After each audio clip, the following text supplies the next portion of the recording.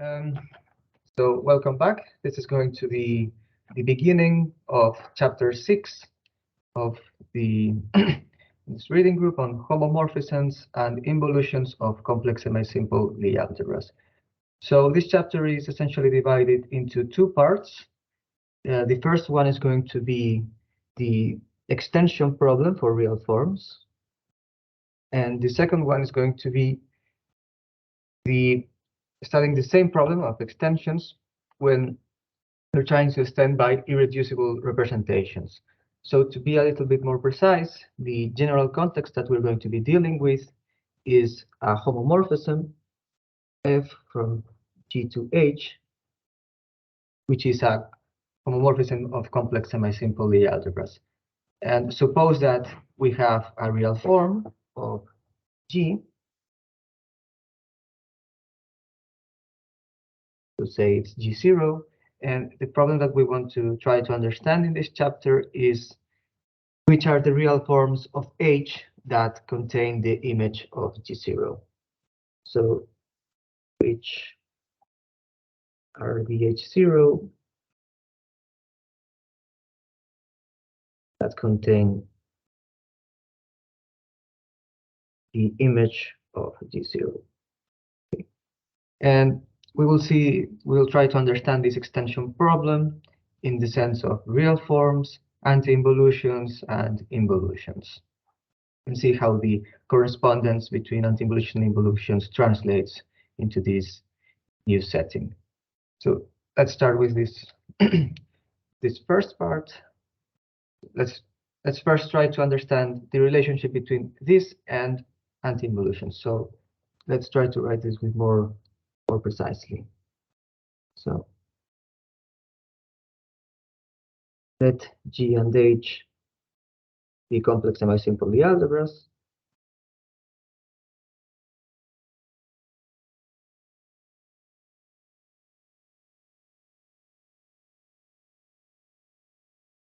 Algebras. And suppose that we have an arbitrary homomorphism.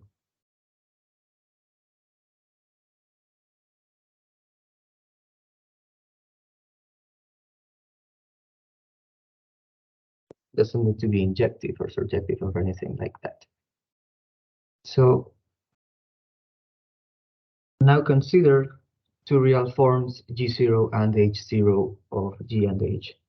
Consider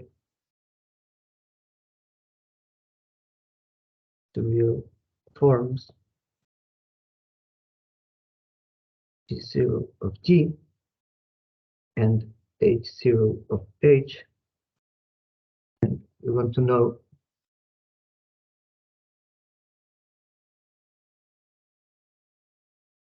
whether H0 contains the image of G0 or not. So let's try to restate this inclusion in terms of the corresponding anti-involutions induced by G0 and H0. So suppose that sigma and sigma prime are the conjugations with respect to G0 and H0.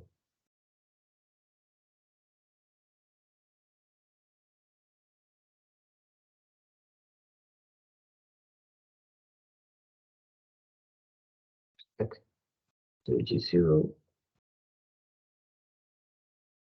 and H0, so that G0 is the fixed point set of sigma and H0 is the fixed point set of sigma prime.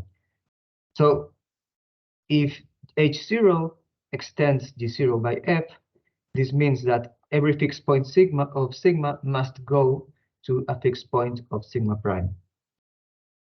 So if f of G0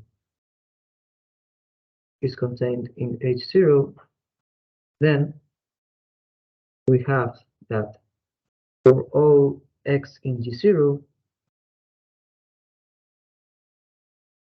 sigma prime of f of x must be equal to f of x And since we are in G0, the identity is equal to sigma in this subset. So this is the same as saying that sigma prime of f of x is equal to f of sigma of x. And the importance of this equation here is that both sigma prime f and f sigma are antilinear maps defined on G that coincide on a real form. So this condition given here is equivalent to saying that sigma prime f is equal to f sigma on the whole G. Okay. Obviously, you can go back from this condition to f of G0 contained in H0. So what this means is that the inclusion of G0 in H0 is equivalent to this equality between the anti-involutions corresponding to these real forms. And this condition motivates the definition of the extension of maps. So more precisely, to establish the first definition, then a map,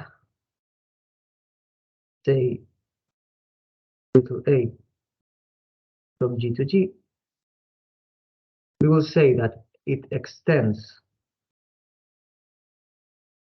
by f to a map a prime from H to H if we have this equality, if a prime f is equal to f a. So we can express this as a commutative diagram in the sense that we have the homomorphism f as a column here and here. On H we have the map a prime, and on G we have the map a. And the condition is that this diagram is precisely commutative. Essentially, this is the same as saying that the restriction of a prime to G in a sense is equal to a. Okay. And from this equality that I've written above, we obtain directly the following proposition.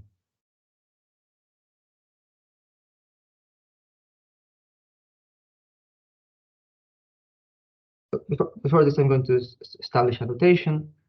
So when the map a prime extends A,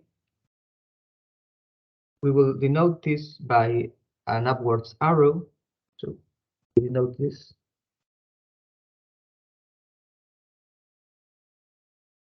by A extends to A prime with an upwards arrow and the subscript being the map. But I think in the whole chapter we'll be focusing on one homomorphism, so it will not be ambiguous to simply remove the f from the notation, or simply A extends A prime. So from this definition, we see that the inclusion of real forms under f corresponds to the extension of their corresponding anti-involutions, and this is the first proposition of the chapter. So we directly obtain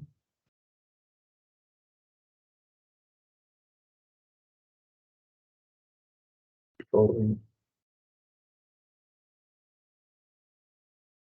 proposition. So if f from G to H is a homomorphism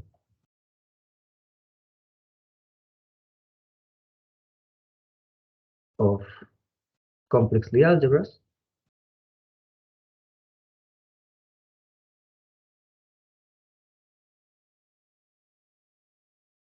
G0 and H0 are real forms of G and H,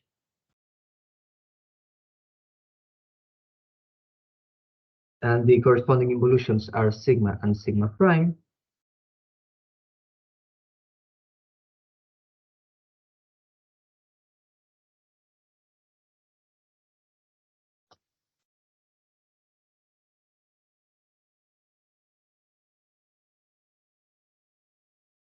then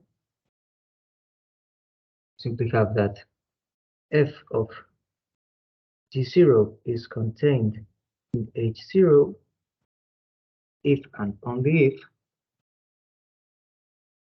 sigma extends to sigma prime by f. Okay. So let's start by seeing some elementary properties of this extension relation, and it comes in the form of the second proposition of the chapter. So some properties.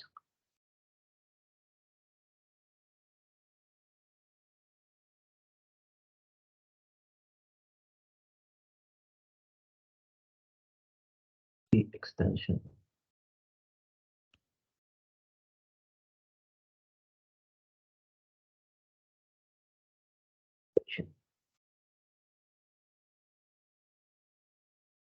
So firstly, the composition of two maps can be extended to the composition of its extensions. So if A extends to A prime and B extends to B prime, then AB extends to A prime, B prime. This is very easy to check. We simply use the condition. So simply write everything is correct. So take A prime, B prime, F. This is equal to A prime, B prime, F without the parentheses. And since B prime extends B, then B prime F is FB. And since F extends A, we have A prime F equal to F AB.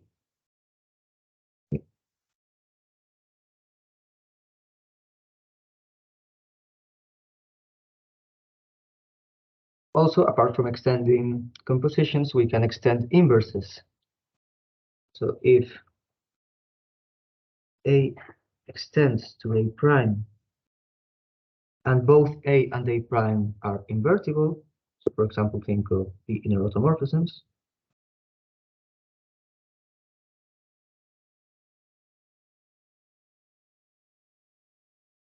then the inverse of A extends to the inverse of A prime. And this is simply because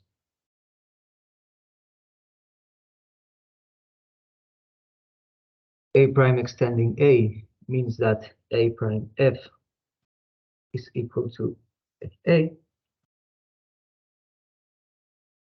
Then we simply multiply by the left with A prime to the minus 1, for example, A prime minus 1,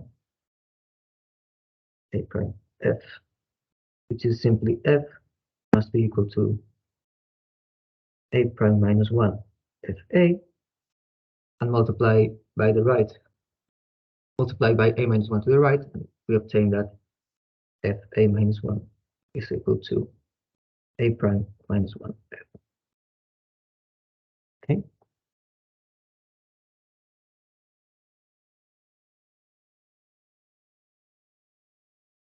The third property, smaller property, it's just an observation, is that we will be interested in extending the identity map. So note that in principle we don't need to, if we have two extensions of the same map, they don't necessarily agree. They only agree on the image of F. So in particular, for example, if you want to extend the identity, we have that a map A prime extends the identity if and only if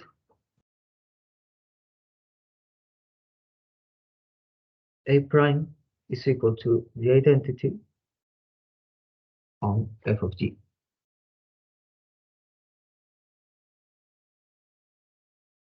Again, this is For simple, simply notice that the condition of A prime extending the identity is equivalent to A prime F being equal to F. But this means that if you have any point of the form f of x, then f of x is equal to A prime of f of x. So this condition is equivalent to A prime being the identity on Fg.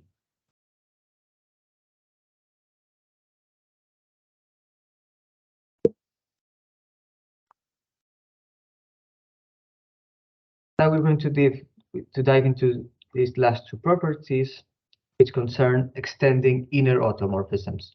And we will need to use them for the correspondence between anti-involutions and involutions, because recall that we needed to take conjugates with respect to inner automorphisms.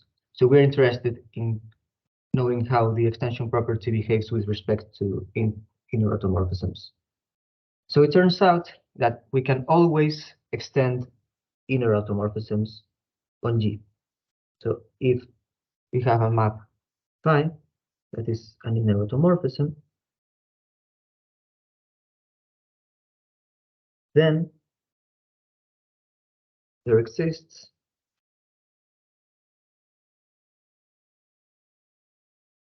a map, say phi prime, that is an inner automorphism of H, such that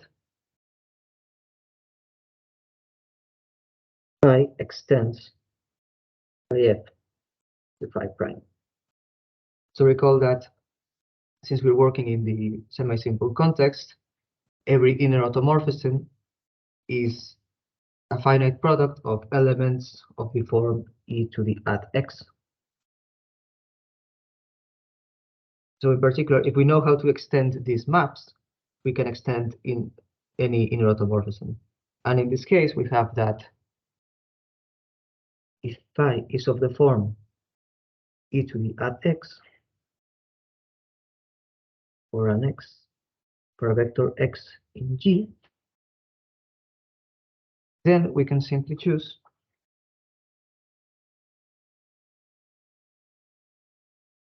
phi prime to be the exponential image of at fx.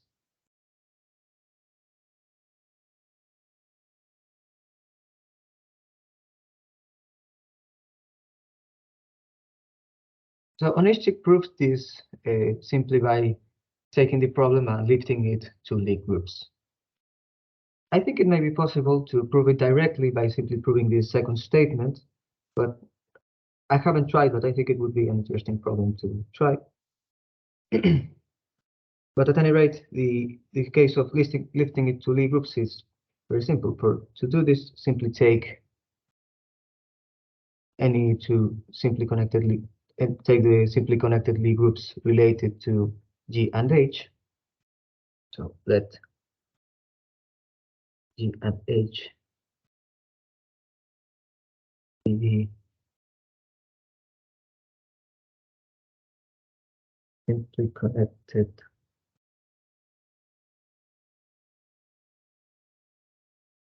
groups with Lie algebras G and H.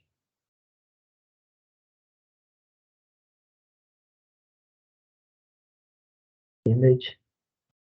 And now the morphism F can be lifted to a Lie group homomorphism, say capital F, between G and H. So let capital F from G to H be the unique Lie group homomorphism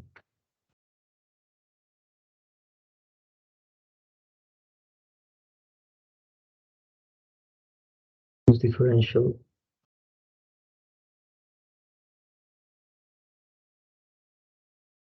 is precisely F. Say F star is equal to F. Now, in this case, we can recognize the the inner automorphism groups of G and H as the adjoint image of the Lie groups G and H. So, in particular,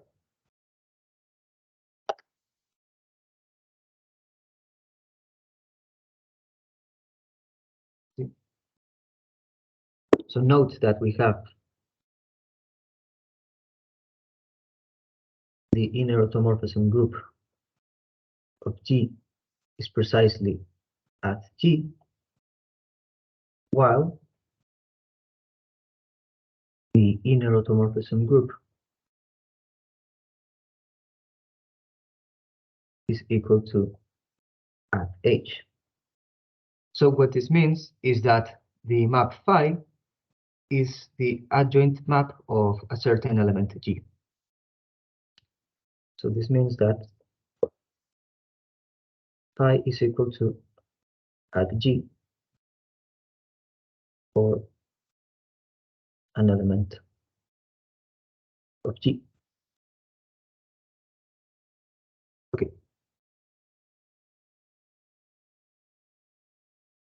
So in terms of the groups, since at G is simply the differential of the conjugation by G, and F is a homomorphism, we can see the following property. So since F is a homomorphism,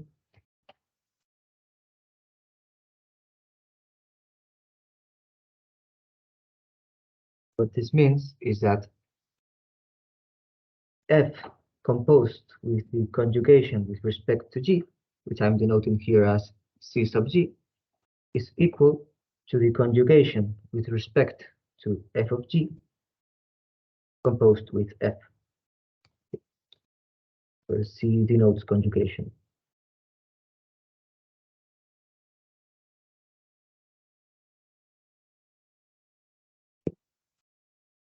So what we can do now is simply take the differential of this identity.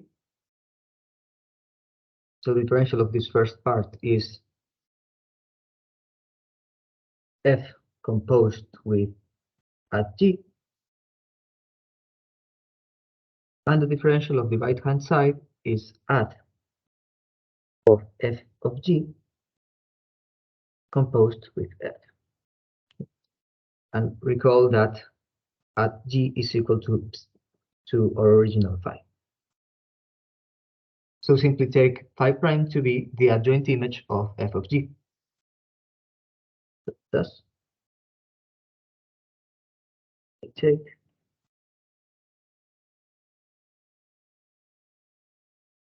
phi prime to be at of F of G. Okay. And for this last statement, we can simply use the naturality of the exponential map. So in the case that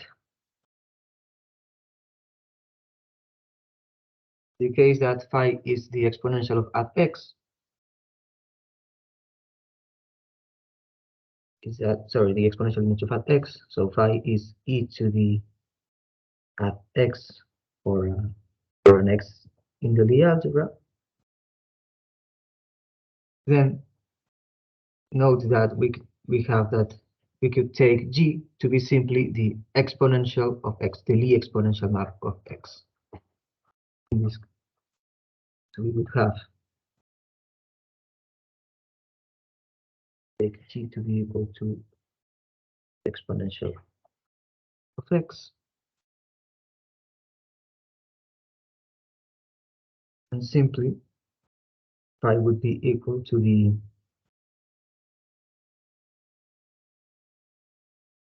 second writing this.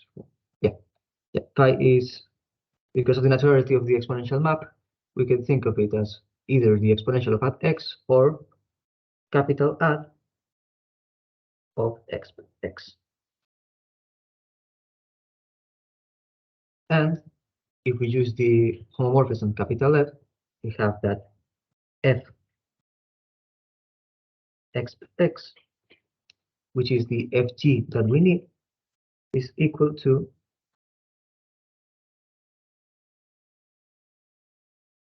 exponential of f of x. Okay. Thus, in this case, we could take phi prime to be equal to add exp f of x, or equivalently, e to the add fx. And this would prove the assertion. So I'm guessing that you could also prove this by simply taking the power series of the exponential map and using the definition of the extension relation and this first property, that the extension of, say, add x to the n is add fx to the n. And maybe it can be shown this way. So I haven't had time to check this, but maybe one could skip the passing to simply connected Lie groups in this case. Okay. And the last property that we will need is the following. Is that if we have a map that extends to the identity, so if the identity of G extends to a certain map psi that is positive definite with respect to a compact real structure, where psi is self-adjoint and positive definite,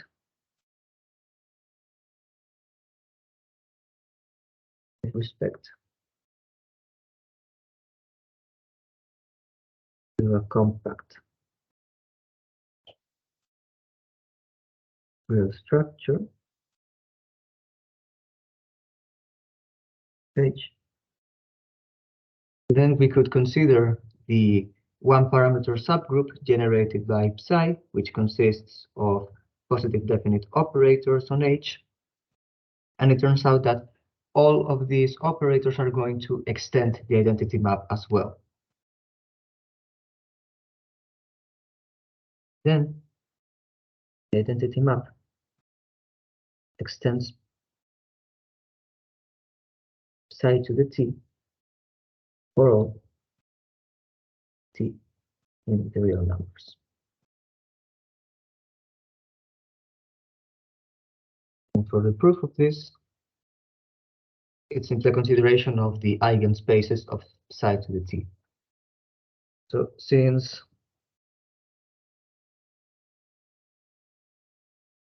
psi extends the identity, this means that the restriction of psi to f of g is the identity map, or equivalently, that f of g is contained in the eigenspace of psi corresponding to 1.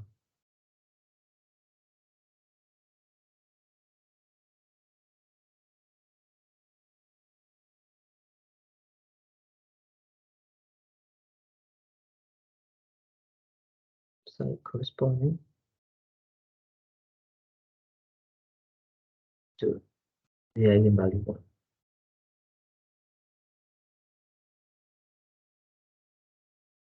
Okay, but when we constructed the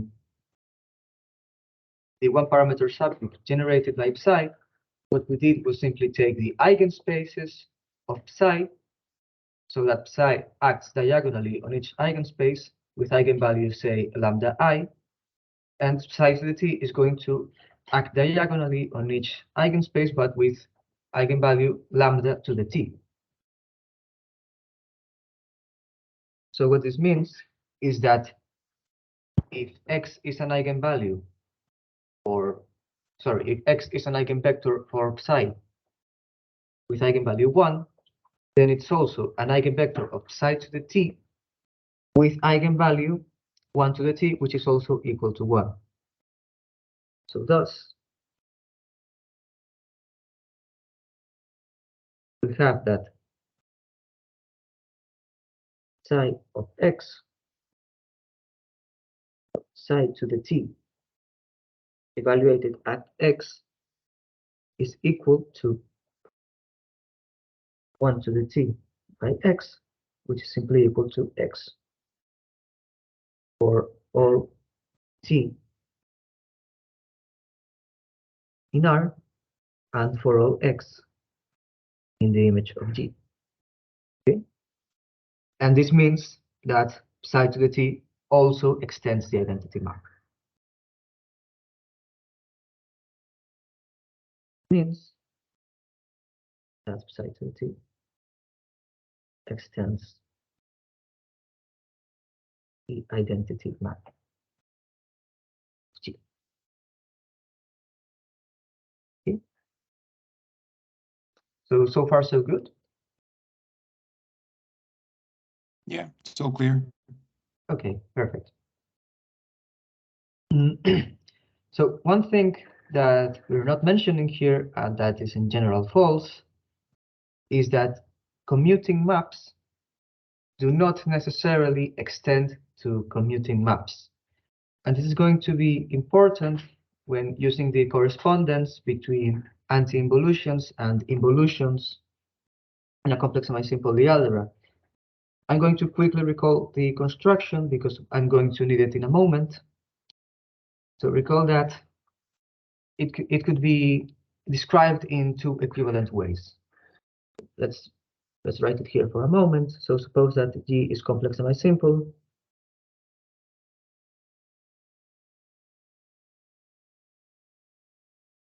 And suppose that we have a fixed compact real structure.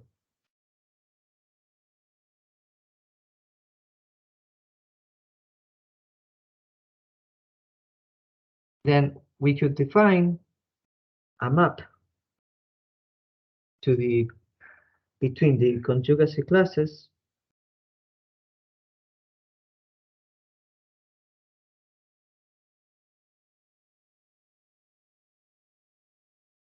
of anti-involutions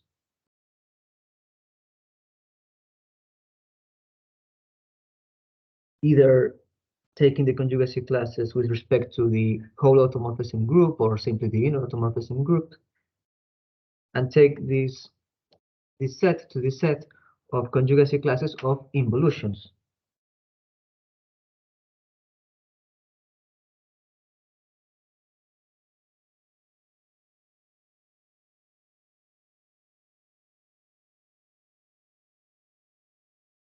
And this correspondence was defined as follows. So take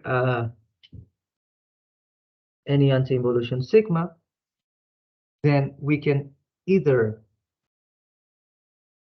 assign it to take it to the conjugacy class of sigma 1 tau, where sigma 1 is a conjugate of sigma by an element of the inner automorphism group that commuted with tau. This was one way of describing it when we had a fixed compact real structure, or equivalently, we could not fix the compact real structure and take sigma to sigma tau prime, where tau prime is a compact real structure commuting with sigma.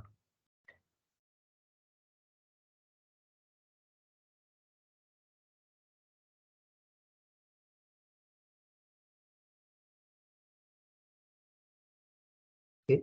Recall that these two definitions are equivalent because all compact real forms are conjugate by the inner automorphism group. So if we want to try to understand how this correspondence behaves under homomorphisms, we first have to know if we can extend a compact real structure on G to a compact real structure and on H, and ideally, if we could guarantee that commuting anti-involutions extend to commuting anti-involutions, then there would be no problem. But in reality, this will turn out to not be the case. But by using these properties 4 and 5 of the previous propositions, we will be able to salvage the situation. Okay.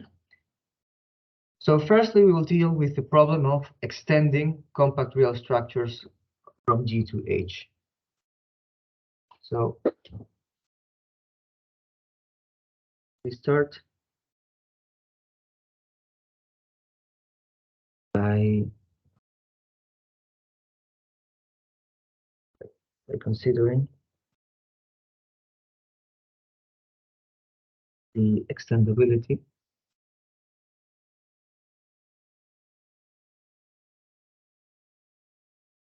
of compact real forms. Okay. And this is going to be seen by means of the following proposition.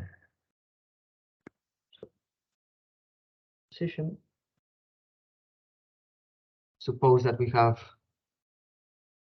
a homomorphism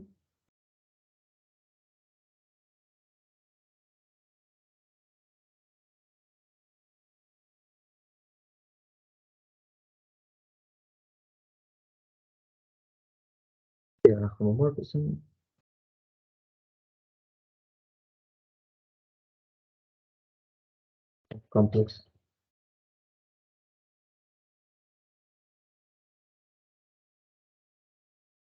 semisimple algebras. So first,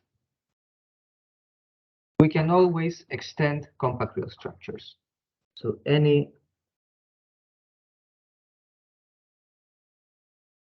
compact real structure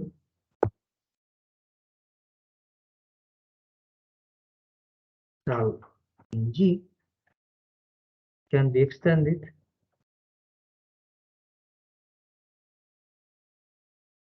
to a compact real structure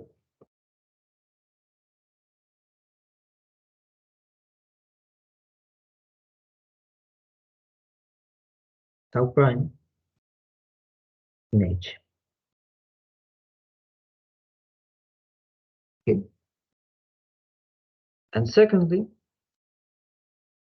all extensions of tau are going to be related by inner automorphisms that extend the identity. So if tau prime and tau second are compact real structures,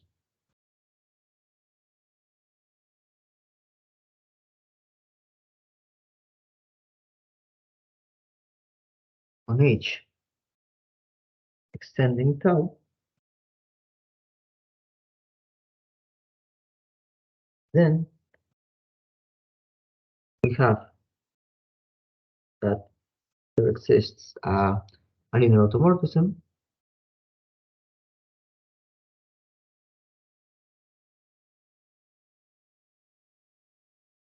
that extends to the identity such that the identity T extends to beta, and tau second is equal to beta tau prime beta second minus 1.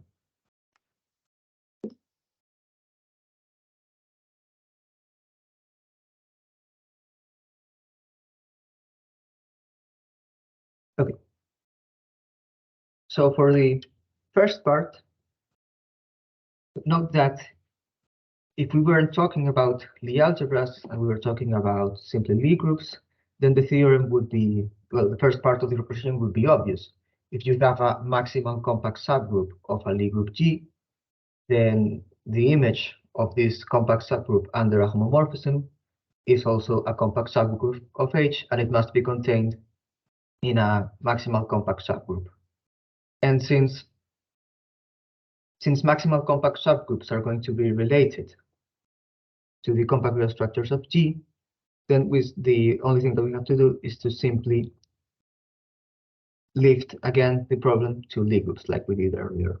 Okay. So proof.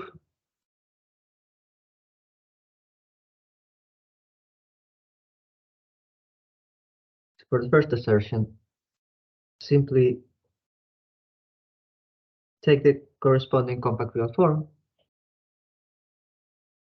to let U be the compact real form associated to tau.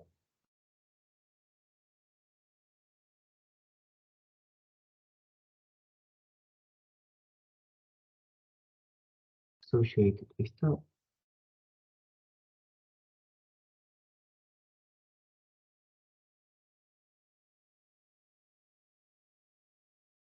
And now consider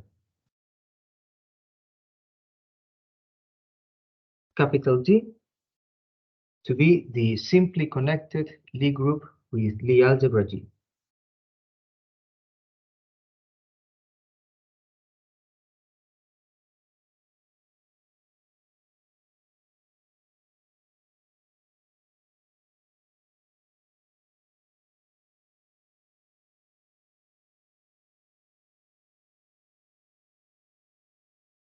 Okay. And H, we will take H to simply be the inner automorphism group of H. Because recall that we saw in chapter 5 we could determine the maximal compact subgroups of H, and they were corresponding to the compact real forms of H. Okay. Now the homomorphism F that is given in the proposition can be it cannot be directly extended to lifted to a Lie group homomorphism because the Lie algebra of H of the Lie group H is not H, but its adjoint image. But that isn't a problem for us. Instead of lifting F, we simply lift the composition of F with the adjoint representation. So we can consider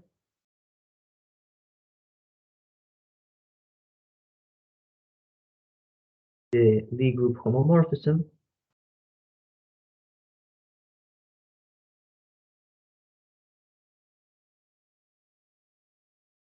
F from G to H, whose Lie algebra, whose differential is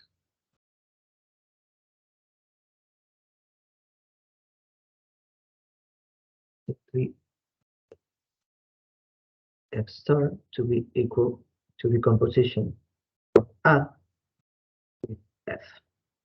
Okay.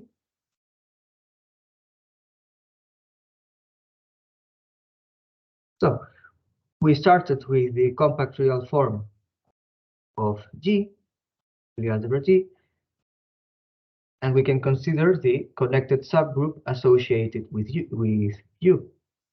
And this is also going to be a compact group. So the connected subgroup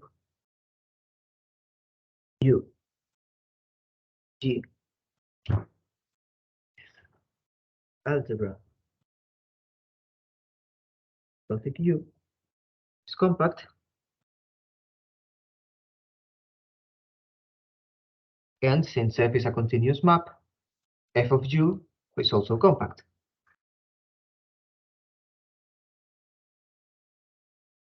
This is a compact subgroup.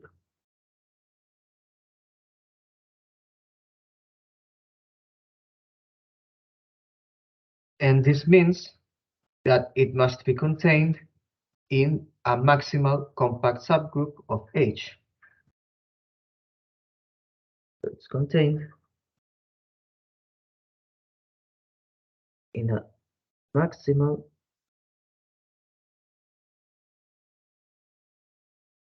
compact subgroup, say W, contained in H, where H was the inner automorphism group of H. But now W must correspond to a compact real form of H. This is something that we saw in the last example of chapter 5. So by the last example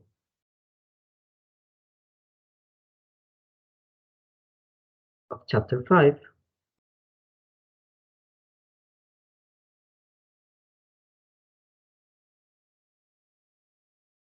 the algebra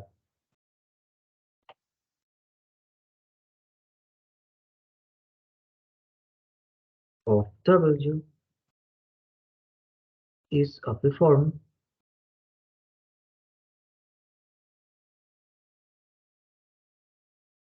at Gothic W, where Gothic W is a compact real form of H.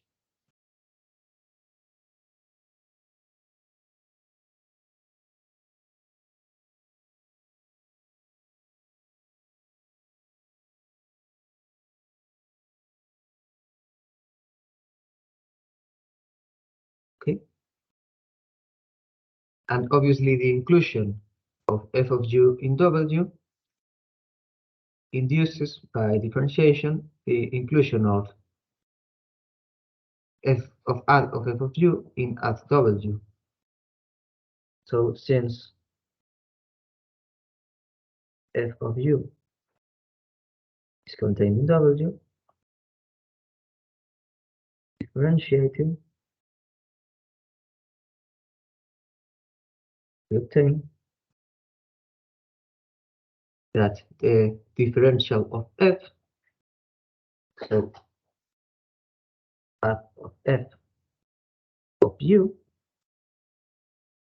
must be contained in the Lie algebra W at W. And now recall that add is injected because we are always working in the semi-simple case. So f of u is contained in W. Okay? And just to finish, simply consider the compact real structure associated with W, and it must extend tau by the first proposition. Simply take tau prime to be the compact structure associated with W. Okay, so this proves the first assertion. And for the second one,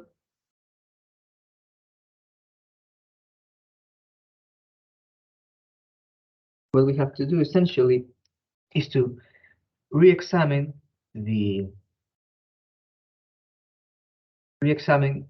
proof from chapter 3 that compact real structures are conjugate. So the proof gave us a method of finding the element by which we should conjugate to pass from the first compact real structure to the second compact real structure. And the only thing that we have to see is that this element extends the identity map. This is something that we will use extensively for the next propositions. Okay, so for the second part, so suppose that we have tau prime and tau second. So we obtained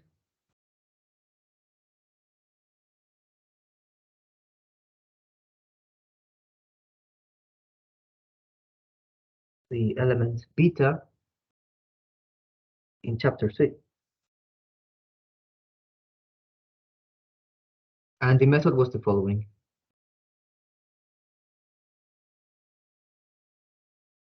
So first, recall that the compact real structure tau prime induces a Hermitian form of H, and we could consider self-adjoint maps and we consider positive definite maps. The idea was the following. So take the composition of tau prime and tau second,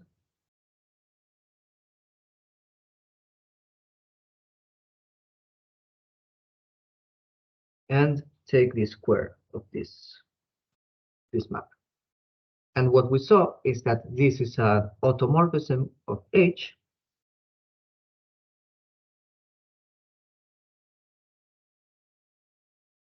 that was also positive definite in H with respect to the inner product that we just usually called H tau prime.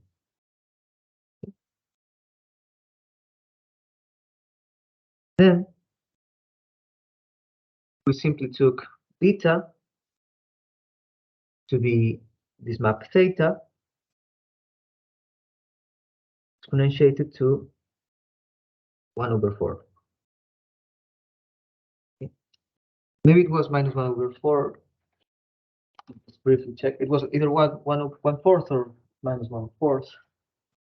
Check because I think I don't remember if you used the correct sign in chapter 6. Chapter 3 was correct.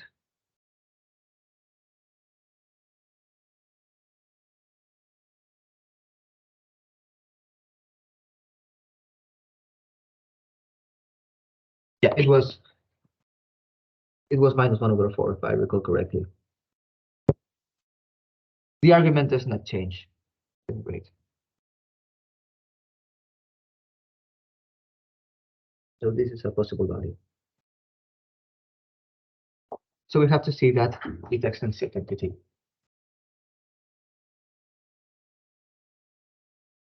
Okay. And it's simply a matter of examining the construction of beta. So first, note that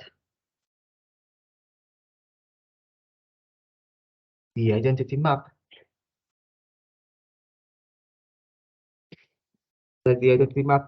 is also tau squared. Okay? So the identity map is equal to tau squared. And this extends, since tau extends to both tau prime and tau second, the identity extends to tau prime second. Okay. By taking the square, this means that the identity map, which is also its square, extends to the square of tau prime tau second. So it extends to theta. Okay. But since theta is positive definite, the whole one-parameter subgroup generated by theta also extends the identity. So, particularly by taking the one-parameter subgroup at minus 1/4, this means that the identity map extends beta. And this proves the second assertion. Okay, so any questions for now?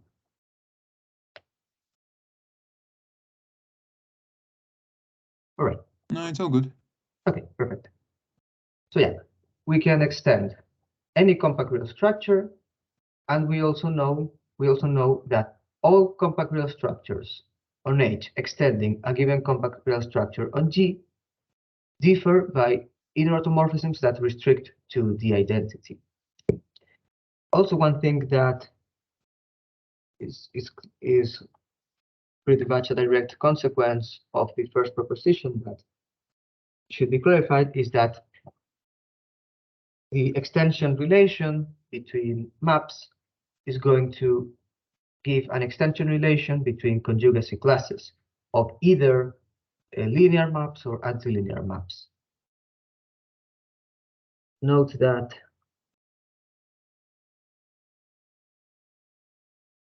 the extension relation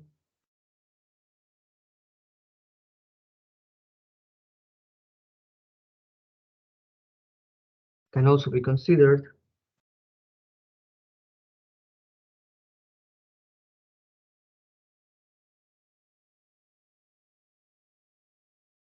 for conjugacy classes.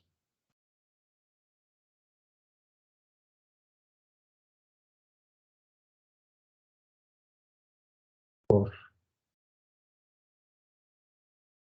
either involutions or anti-involutions, more generally any map.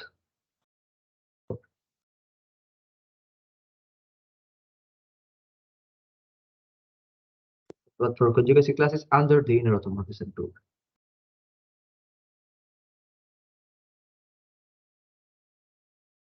So why? Because we can extend inner automorphisms. So for example, say that, for example, in the case of involutions, okay, so for example, suppose that sigma and sigma prime are real structures on G and H respectively. Suppose that we have a map from G to H, and suppose that sigma extends to sigma prime. So if we take a conjugate sigma, so for example, given an inner automorphism,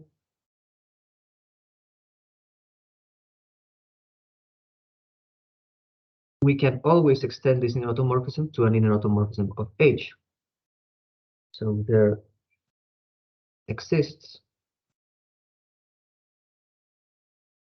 a phi prime in the inner automorphism group of H such that phi extends to phi prime. And this means that phi sigma phi minus 1 extends to phi prime sigma prime phi prime minus 1. Or equivalently, that if you have the real form corresponding to phi sigma phi minus 1, so this is phi of the real form corresponding to sigma, this is contained in phi prime of the real form corresponding to sigma prime. Okay? So the extension relation is going to be well defined. It's going to preserve conjugacy classes. And now, from these considerations, we can see how we will be able to see how the inclusions of real forms can correspond to now not only the extension of anti-involutions, but also involutions of complex semisimple algebras. And this is going to be given by means of the following theorem. So theorem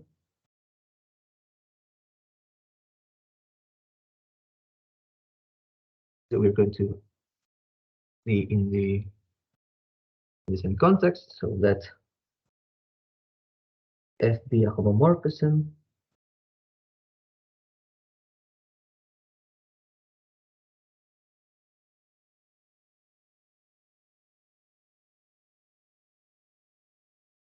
of complex semisimple algebras.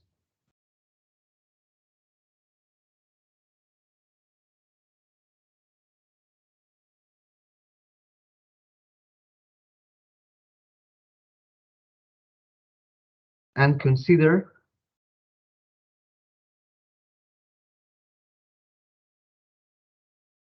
on the one hand two compact real structures on G and H that are related by F.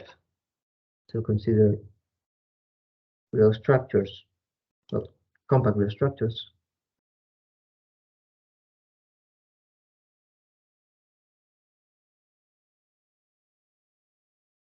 Consider compact real structures tau and tau prime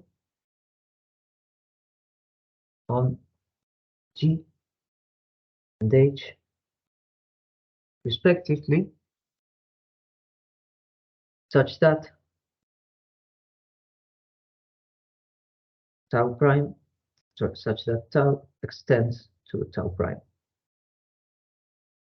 Now, take real forms in G and H.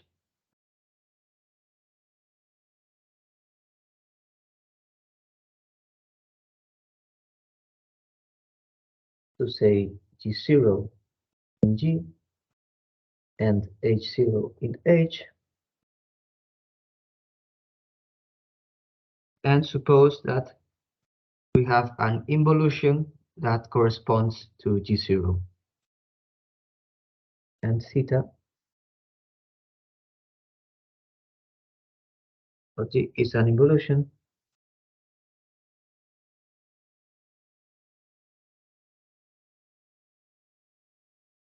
corresponding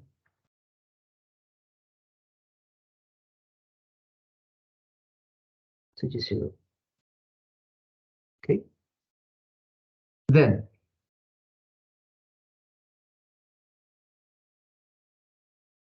first,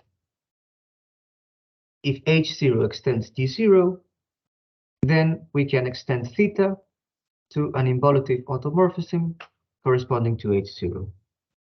So if f of G0 is contained in H0, there exists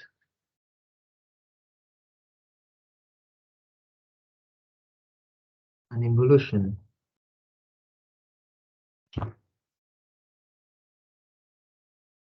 theta prime, the automorphism group H, that corresponds to H0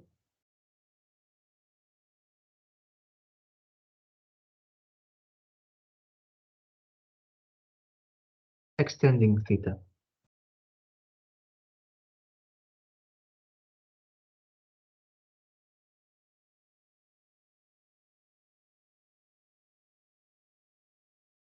And second, the converse is also true. If theta extends to an involution corresponding to H0,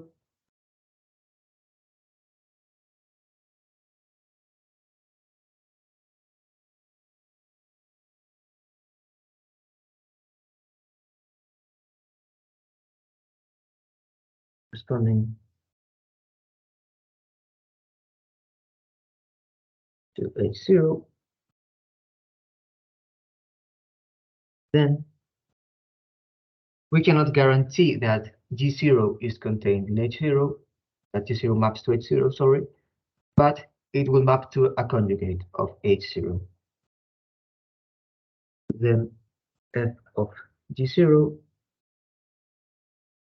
is contained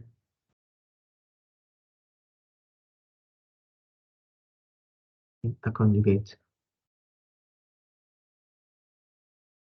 in a real form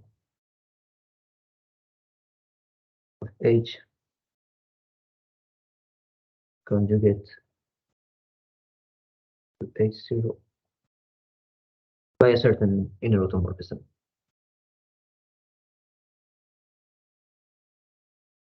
Okay.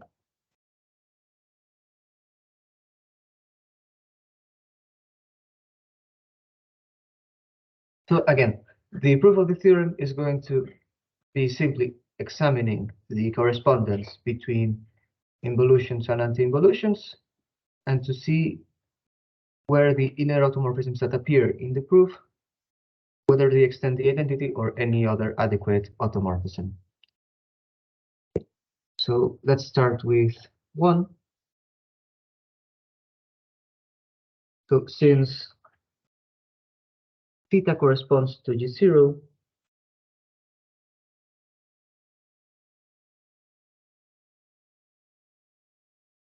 then this means that if we come back to the correspondence for a moment, recall that we have a compact real structure fixed on G, then theta must be up to conjugacy of this form. It must be a conjugate of sigma times tau by a certain element of the inner automorphism group that makes tau and this conjugate element commute. Okay? Since we are always working up to conjugacy, we can directly assume that theta takes this form directly. Okay.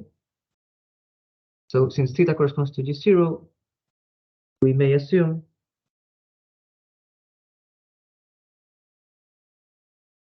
that theta is equal to alpha sigma alpha minus 1 tau, where sigma is the conjugation with respect to G0,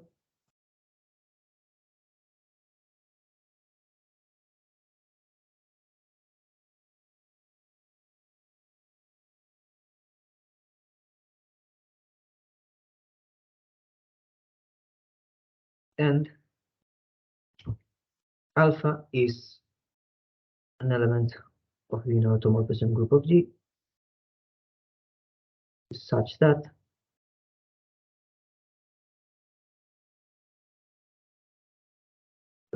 alpha sigma alpha minus 1 and tau commute.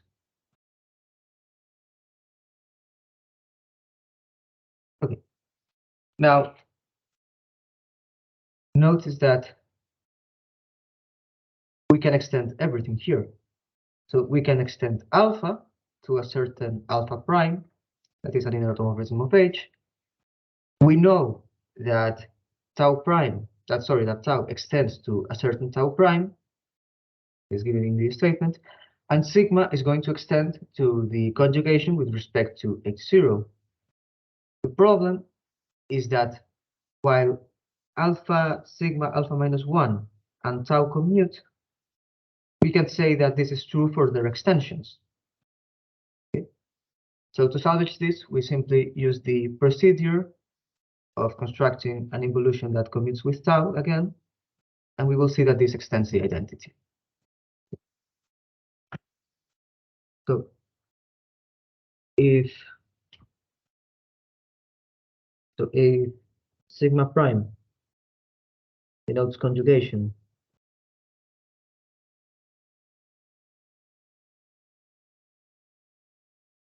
with respect to H0, we have sigma extending to sigma prime, and also we can extend alpha to a certain alpha prime. So we may find an alpha prime in the inner automorphism group of H, such that alpha extends to alpha prime. Okay.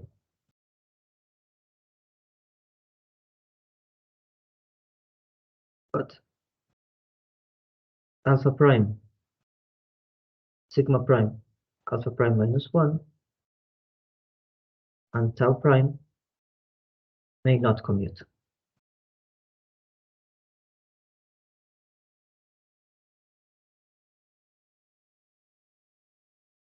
Okay.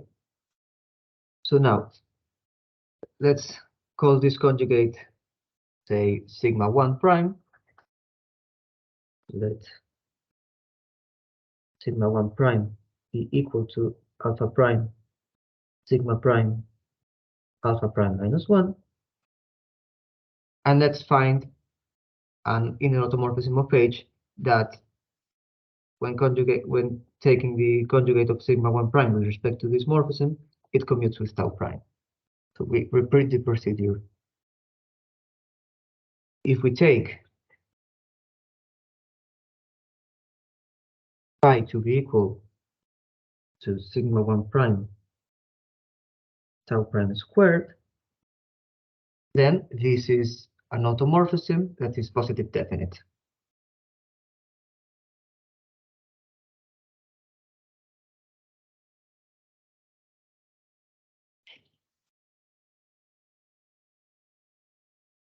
So then, recall that the element beta to be equal to phi to the minus 1/4, this is also an inner automorphism of H.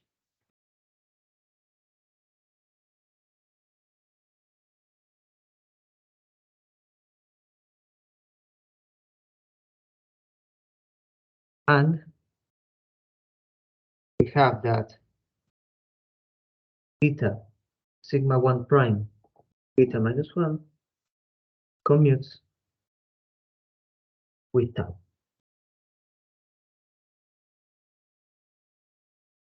With tau prime, sorry. So if we're able to see that beta extends the identity, then we are done. Okay.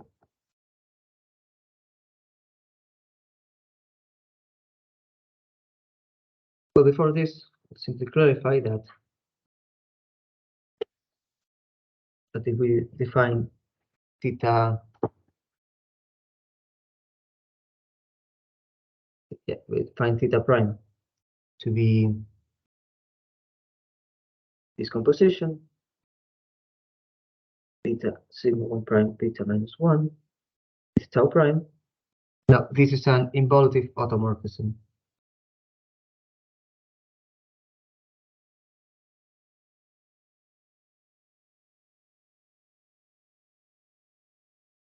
And it corresponds to sigma prime, because we're also always taking conjugates by inner morphism.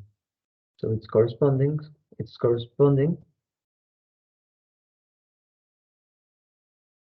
to H0. Okay, so back on track. Let's prove that beta extends the identity. So first, let's prove that phi extends the identity. So note that by definition, phi is equal to sigma 1 prime tau prime squared, or equivalently alpha prime sigma prime alpha prime minus 1 tau prime squared. Note that this extends the map alpha sigma alpha minus 1 tau squared, because each factor extends, because alpha prime extends alpha, sigma prime extends sigma, and tau prime extends tau. But this new map is simply theta squared by the definition of theta, and this is the identity, because theta is an involution. Okay, since phi extends the identity and it's positive definite, then this means that phi to the minus 1/4, which is equal to beta, extends the identity. Okay. So in particular, what we see is that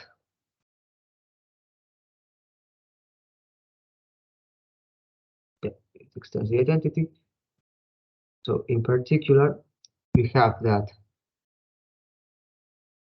alpha beta second. Yeah. So since beta extends the identity, then both sigma 1 prime and beta sigma 1 prime beta minus 1 extend extend sigma. So they both extend alpha sigma alpha minus 1. I'll just write it. So since beta extends the identity, we have that beta sigma 1 prime beta minus 1 and sigma 1 prime both extend alpha sigma alpha minus 1. Okay.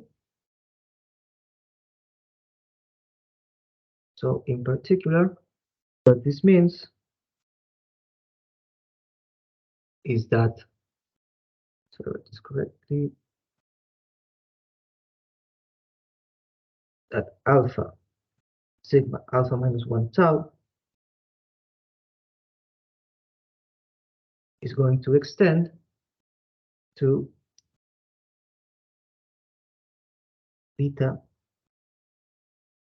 sigma 1 prime theta minus 1 tau prime, and this is equal to theta prime. Okay, and this is equal to theta. So this proves the assertion.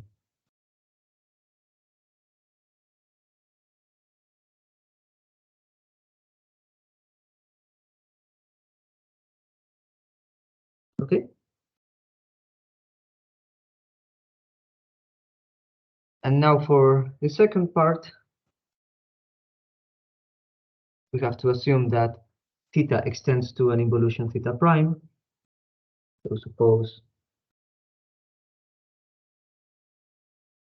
that theta extends to theta prime.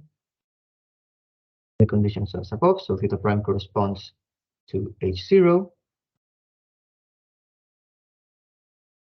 And since we are always taking conjugates, we can assume that theta commutes with tau. Okay? So we may assume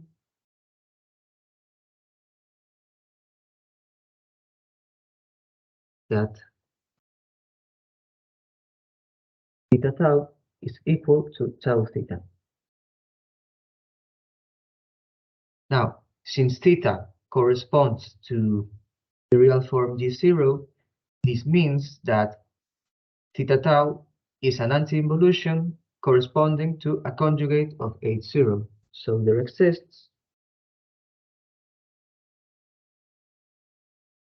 an alpha in the inner automorphism group of G such that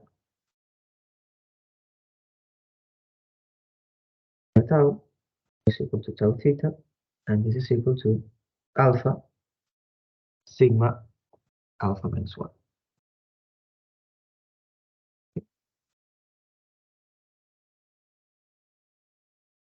But then again, while theta and tau prime commute, we cannot guarantee that theta prime and tau prime commute. So we must find the element of the inner automorphism group of H that forces these two to commute. Okay. So now consider psi to be equal to 2 prime to theta prime tau prime,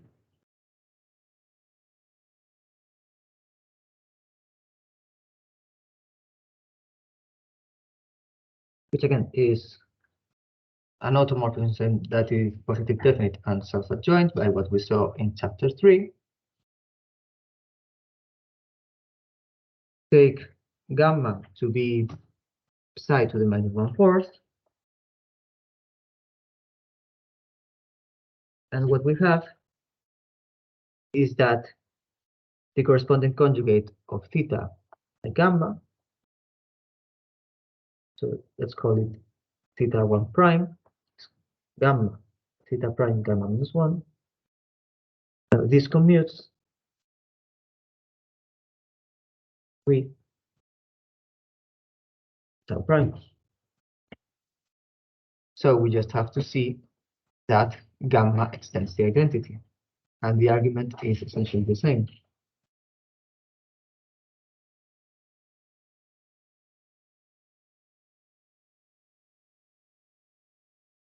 Indeed,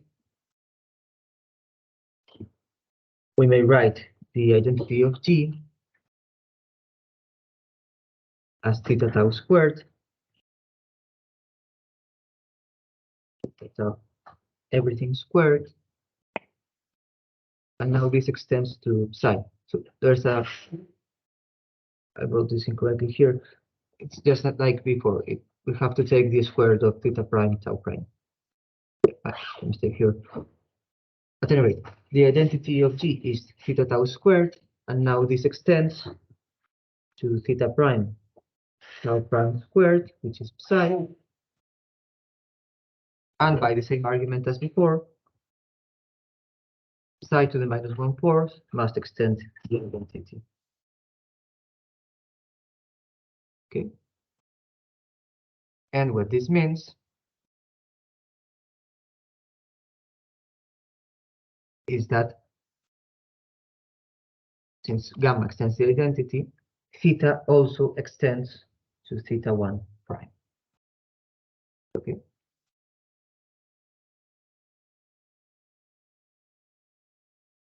So as a consequence of this, we know which is the extension of theta.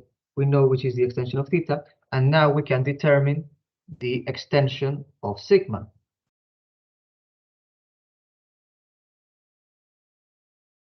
This is simply because sigma is equal to alpha -1 theta tau alpha. And we know that we can extend alpha to a certain alpha prime.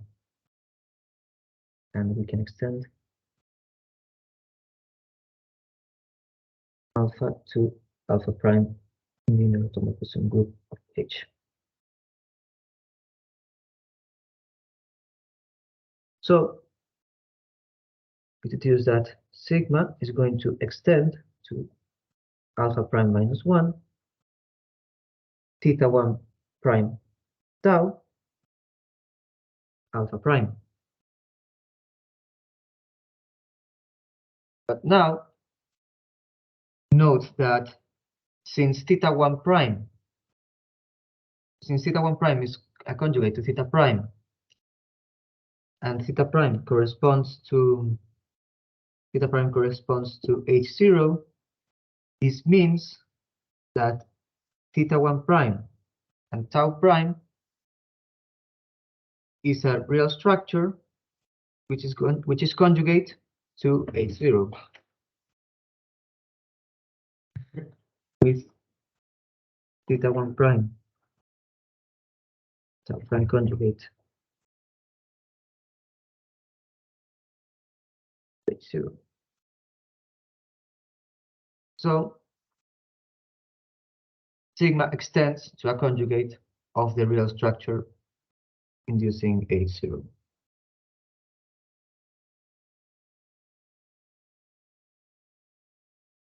Sigma extends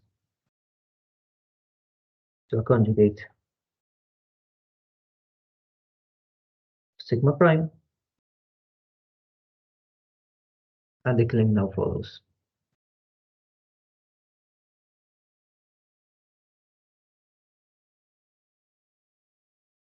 Okay. So essentially, the takeaway from this theorem is that the extension of real forms can also be seen as the extension of automorphisms, of involutive automorphisms modulo the group of inner automorphisms. So now for next session, we will see a direct application of this theorem in terms of Cartan decompositions of real semi-simple algebras, and we'll start to see how this evolves in the case that the homomorphism given here is an irreducible representation. So any questions? No, it seems clear. Okay, and I think this is enough for today.